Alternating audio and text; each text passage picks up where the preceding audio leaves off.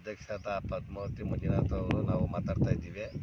ನಾವು ಅಧ್ಯಕ್ಷ ಕಾರಣ ನಮ್ಮ ಮುಖಂಡರಾದ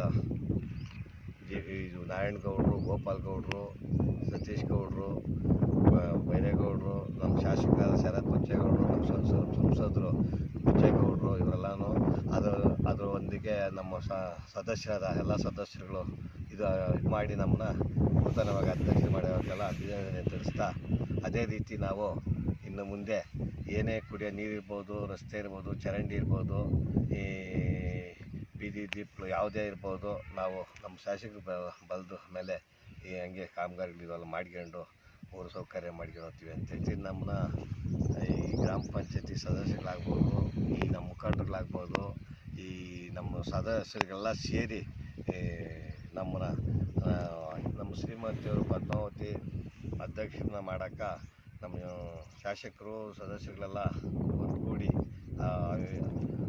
ಒಂದು ಇದರಲ್ಲಿ ಅಧ್ಯಕ್ಷ ಮಾಡಿದ್ದಾರೆ.